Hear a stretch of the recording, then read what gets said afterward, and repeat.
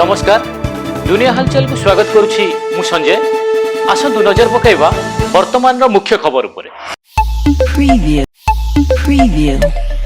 Vigilance जाल ब्रह्मपुर मुख्य जिला कृषि अधिकारी ब्योमकेश मिश्र से जड़े हिताधिकारी कृषि प्रणाली अधीन फाइल प्रोसेस कार्य एवं 50% सब्सिडी टंका छाड़ा 15,000 टंका लांच ना बेले विजिलेंस हाथ में गिरफ होती चढ़ऊ बेले संपूर्ण लांच टंका होती। कोरापुट जिला नंदपुर ब्लॉक कोसंदी पंचायत डारंगाबा गाँव में मोबाइल को चार्जर लगाई इयरफोन रे किछि शुणुवा बेले वज्रपात घटी जन नाबालकर मृत्यु एवं मृत नाबालक स्थानीय ग्रामर भागीरथी सीसा बोली सूचना।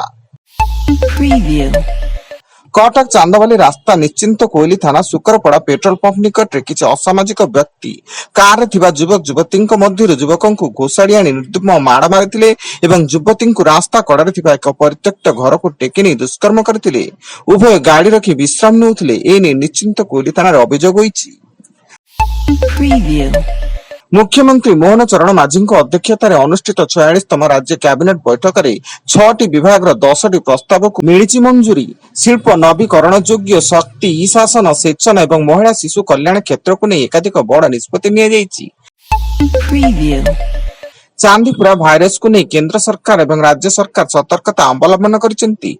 गुजरात रे विशेष भाव व्यापिता बेले पड़ोशी राज्य राजस्थान और महाराष्ट्र रे अलर्ट जारी होईछि। याको दृष्टि रखी ओडिशा रे वर्तमान कोनोसी सक्रिय मामला नथिले मध्य स्वास्थ्य विभाग स्थिति उपर तीक्ष्ण नजर रखिछि।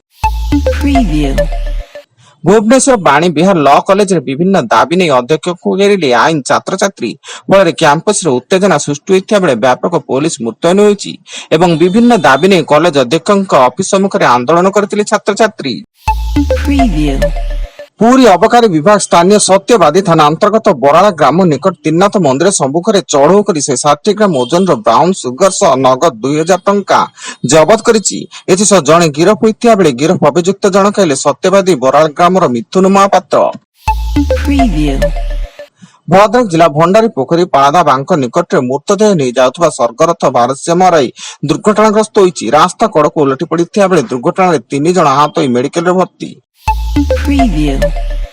केन्दुझर जिला घटगां थाना बांक पाटली गाँव स्त्री काठफलिया माड़ स्वामी मृत्यु एवं पुलिस घटनास्थल पहुंची छानबीन जारी करिछि।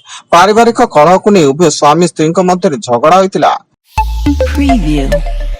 विश्व हाथी दिवस रे संबलपुर सदर रेंज अंतर्गत मुंडेर जंगल रू एक माई हाथीर मृतदेह उद्धार होइछि। मुंडेर जंगल रे हाथीटीर मृतदेह पड़िथिया नै दुर्गंध हेबा परे जणा पड़ितिला। हाथीटीर प्राय 3 दिन तळे मृत्यु घटिथिबा अनुमान करा जाउछि। एवं भुवनेश्वर राज्य परिवहन विभाग सड़क सुरक्षा नियम उल्लंघनकारी विरोध में जांच जोरदार चलाई। अगस्ट 11 तारिख में राज्य विभिन्न स्थान में जांच समय मोट 10,928 ई चालाण कटा बेले 28 गाड़ी जबत कर।